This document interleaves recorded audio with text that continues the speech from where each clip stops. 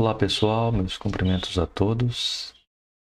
No que se refere a classes em Python, eu apresento aqui diferentes modos de construir classes, ok?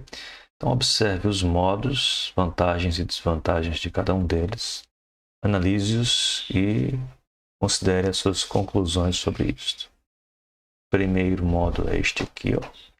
Já foi apresentado anteriormente, ok? O resultado. Este aqui é o segundo modo.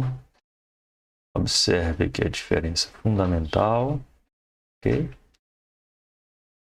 Tem uma vantagem específica, principalmente aqui, ó, possibilidade de evocar atributos do objeto contido aqui no método, certo? Este aqui é o terceiro modo. Percebam que no terceiro modo eu incluí um outro método que não estava presente nos dois anteriores. Bom, os resultados. Este aqui é o quarto modo, certo? Perceba que aqui já existe também uma evolução e um incremento de itens, ok? E resultado, certo? Próximo modo aqui, ó.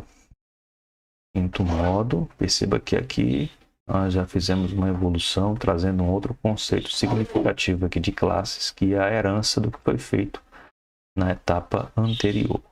Ok? Então perceba aqui, ó, o modo de fazê-lo, ok? Bom, aqui é o sexto módulo que eu trago aqui tanto a herança quanto a inserção do método init, anteriormente considerado, com o chamado polimorfismo, ok? Pronto, atenção para tipologia e as condições de entrada dos atributos que serão incrementados na metodologia que será inserida da nova classe e que trará consigo a herança dos itens anteriores, ok? Então, simulando aqui, ó, perceba os resultados, ok? Então, nós temos 6 maneiras distintas de fazer praticamente um código com classes e que apresentam-se como resultado equânime, ok? Claro que existem implicações no que se refere ao custo computacional de cada um deles, tá? Em relação a chamadas, uma vez definido um método, é comum observar nos códigos essa maneira aqui, ó, de fazer a chamada, certo? Esse aqui é um método para a gente fazer a chamada que você define dentro do arquivo de base, ok? Contudo, fora da classe. Então, a classe foi definida num outro trecho, no código, que seria aqui, ó. A classe estaria definida aqui acima. E, no final, fora da classe, eu faria, então, o uso deste método aqui, ó. Nesta estrutura, if name igual a main, ok? Esta estrutura do Python, tá bom? Pode digitar desse jeito aqui. E indentação, então você coloca aqui as solicitações de interesse para simulação, ok? Uma outra maneira é esta aqui, ó. Você cria uma função ou um método específico, um def, fora da classe, ok? E dentro do main, você apenas manda executar o método teste ou simulação ou autorun que foi definido, ok?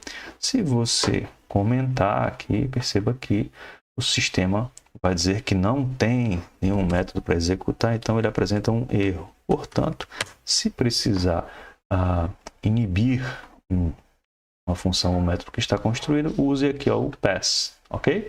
Sempre que você trabalhar com um método definido, já como ele diz aqui, ó, você não pode deixar vazio, tem que colocar pelo menos o pass, que é para ele entender que o conteúdo está vazio, mas deve avançar para a próxima etapa, ok? E uma outra maneira, uma maneira que particularmente eu gosto de trabalhar, é esta aqui, ó. Dentro da própria classe, criou aqui, ó, eu criei no caso, né?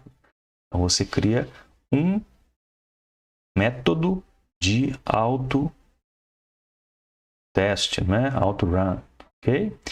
Então aqui, ó, este aqui foi o método que eu criei, está dentro da classe.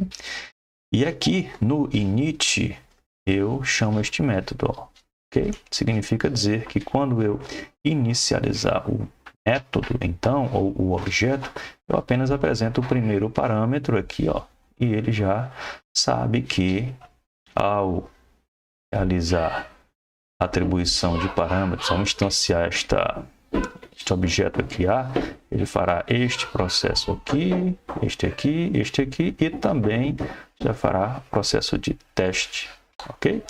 Então aqui, 3 maneiras diferentes de realizar chamadas e 6 modos de construir classes, ok? Vamos então produzir, vamos para o próximo.